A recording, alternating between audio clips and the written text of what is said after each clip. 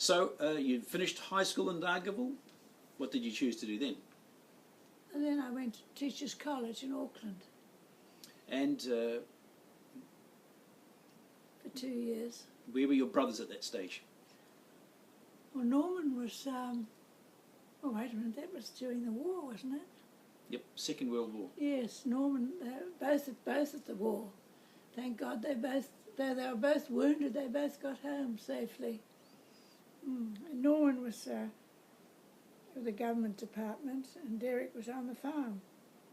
So your oldest brother Derek inherited the farm and worked on the farm. Your second brother Norman became an accountant and eventually worked his way up to chief accountant for IRD. Yes. And you went to Teachers College in Auckland, and it was during the Second World War. What was life like for you during that time, do you remember, in Auckland? Well, I enjoyed being in Auckland, it was lovely. Was it because you were chased by all these American soldiers? No, it was before that. It was 39, 40 I was there. It was lovely in Auckland, yes. I think maybe you mentioned to me that, of course, most of the young Kiwi men, like your brothers, were all overseas. And then the Americans made a big base in Auckland when they joined the war to fight in the South Pacific against the Japanese. And I remember you saying the American jeeps would drive past and see you walking down the road. And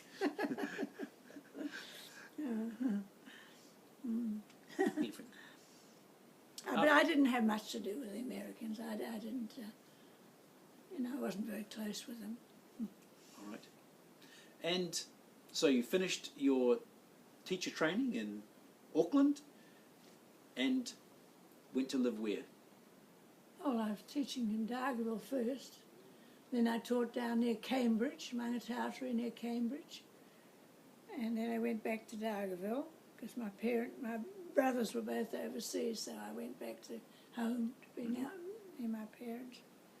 And then I thought, I don't want to, I have got no ambitions in teaching, so I got out of it and I went into a government department, in the Justice Department. Working for 2 years. Working from it. And then in 1950 I went to England.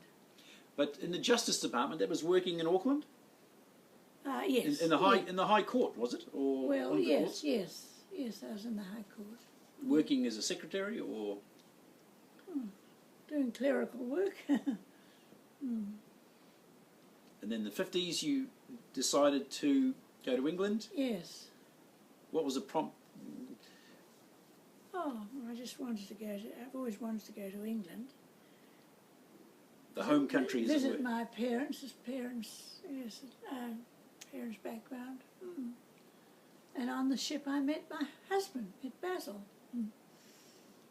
He was, I was just watching New Zealand fade in the distance, and Basil was standing beside me, and we got talking, and from there on we changed ships in Sydney and on the Orchides, and he invited me to sit at the table with him, and then after a month of getting to know each other very well, we got to England. We decided to get married.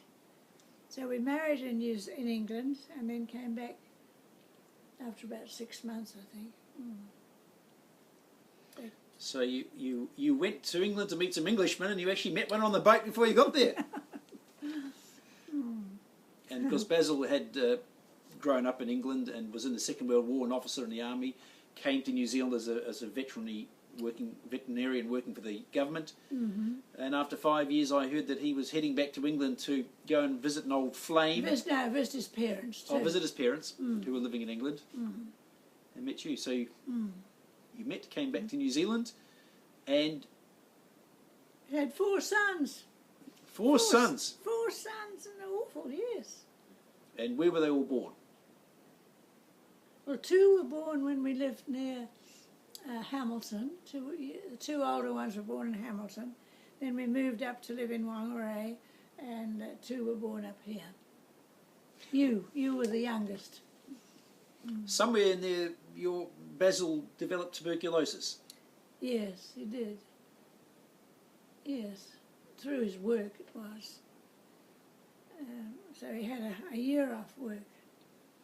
And he came up to Whangarei, was in the government service. So he had more regular hours.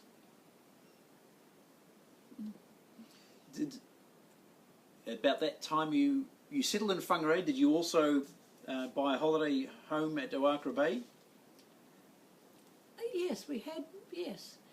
Yes, when he came out of hospital, we felt we'd better have a home of our own, so we had a look around the north and we found Whangarei, and we bought an old barn. It had electricity, so we lived, we kept it as our batch. Once we came up here, we built the house, the big house over there, and we had this place at Whangarei as a batch. It was lovely. Was Basil imagining that he might not live so long because he just had this traumatic time in hospital, Yes, this huge yes, operation to yes. collapse half of one of his lungs? Yes, but he got better. What did the doctors initially tell him about his life expectancy? Well, I suppose they told him it mightn't be very long. But anyway, he recovered and he was okay. And he went on to live for another nearly 50, more than 50 years. Very good, and brought up 4 sons.